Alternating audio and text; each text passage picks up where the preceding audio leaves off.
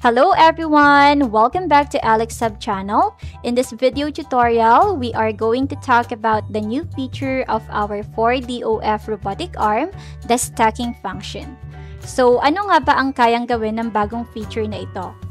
Basically, the stacking function gives our robotic arm the ability to stack or pile objects, gaya ng blocks, colored boxes, or iba pang maliliit na items, in a neat and controlled way.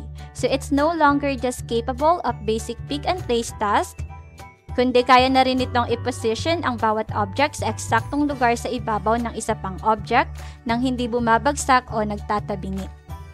So how does it work? So we achieve this through proper calibration of each servo motor mula sa base rotation, shoulder movement, elbow extension, at gripper control to reach and position the object correctly in the stacking spot. It also requires precise coordination of movement sequences and angle values para hindi magkamali sa placement ng bawat item. And aside from that, we made sure that the arm structure is stable and that each servo's limits are properly defined para hindi sumobra o kulang ang paggalaw. So what are the practical applications of these?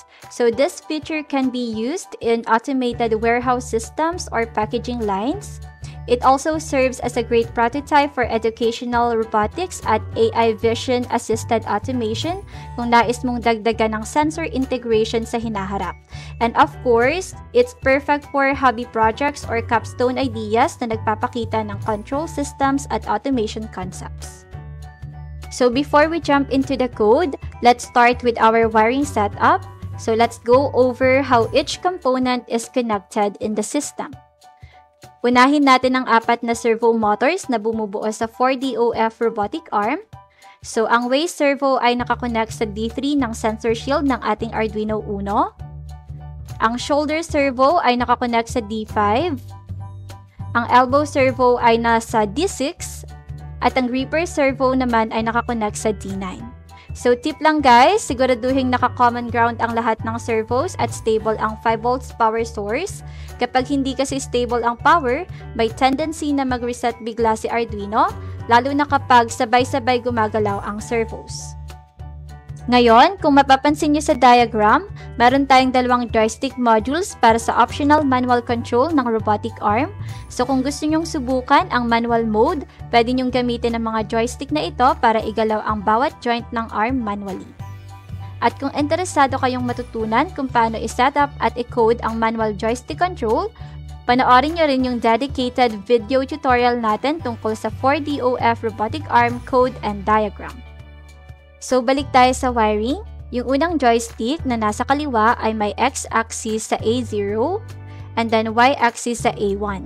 And yung pangalawang joystick naman ay x-axis sa A2 and then y-axis sa A3.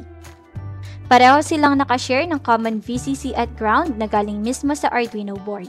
So para naman sa power ng buong setup, gumamit tayo ng AC to DC switching power supply. So ito ang nagko-convert ng 220 volts AC mula sa wall outlet papunta sa stable 5 volts DC output na siyang power ng source ng ating servos at iba pang components. Yung 5 volts at ground output ng power supply ay diretsyong kinokonekta sa power rails ng sensor shield para masigurado nating sapat at tuloy-tuloy ang kuryente sa buong robotic arm system. So ayun lang naman ang kabuuang wiring, halos kapareho lang ito ng setup sa 6DOF robotic arm pero mas simple at mas beginner friendly. And now that we're done with the wiring, let's move on to the code. So unang-una, in-import natin ang servo library. So this allows us to control standard hobby servo motors gamit ang attach, write at iba pang functions. So we defined 4 servo objects, isa para sa bawat joint ng ating robotic arm, the waist, shoulder, elbow, and gripper. And ito naman yung current position values ng bawat servo. Ginagamit natin ito para makontrol ang movement smoothly at maiwasan ng biglaang lundag ng motors. Then, this function ensures na ang values na ipapasa natin sa servo motors ay within range 0 to 180 degrees. Next, dito naman nagaganap ang step-by-step movement ng servo motor. So instead of jumping directly to a new angle, gumagalaw siya 1 degree at a time with a delay. kaya smooth at realistic ang motion. Ang Move Arm Smooth function naman ay gamit para sabay-sabay gumalaw ang lahat ng joints ng smooth, very useful for stacking operations where precision is key. Then, para naman sa ating Move Arm function, ito naman ang fast version, ginagamit kapag gusto mong instant na pumunta ang arm sa desired angles pero hindi ganun ka-smooth.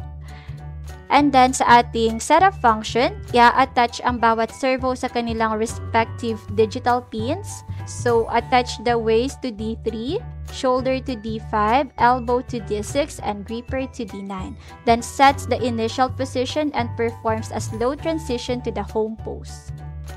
So, sa loop function naman, nagaganap ang buong stacking process. So, each block of code is a pick-up and placement routine.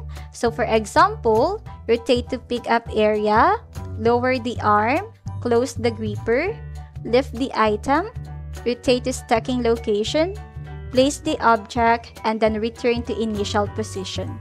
So, may tatlong stacking cycle sa dalawang area. At each new stack, tumataas ang shoulder or elbow values para i-layer ang mga blocks, just like sa real warehouse tracking.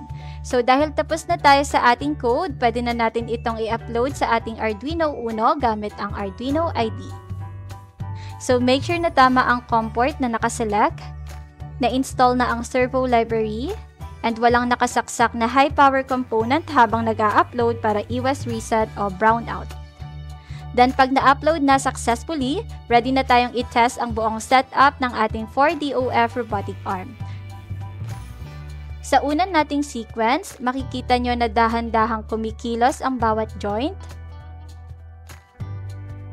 Unang gumalaw ang waist para i-position ang arm sa tamang direction. Sunod naman ang shoulder at elbow para iabot ang object. At syempre ang gripper para mahawakan at ma-release ito ng maayos. So kung napansin nyo, hindi basta-basta bumabagsak ang object dahil na-adjust natin ang angle ng arm at gripper para maayos ang stacking. So layer by layer na isasalansan niya ang bawat object na parang nasa mini warehouse automation. So tips lang guys during testing. So isecure ang base ng robotic arm para hindi gumalaw. Then observe for any servo jitter. Kung meron, baka kulang sa power or grounding. So there you have it guys. Successful ang ating automated stacking sequence gamit ang 4DOF robotic arm. So all offline and walang camera, just pre-programmed servo coordination. Napatunayan na natin na pwedeng i-achieve ang object stacking gamit lang ang servo control at Arduino logic. So kung gusto nyong magdagdag ng features tulad ng color sorting or voice command, panoorin ng iba naming tutorials dito sa AlexHub. So thank you for watching. Don't forget to like, comment, and subscribe para updated kayo sa mga bagong tutorials.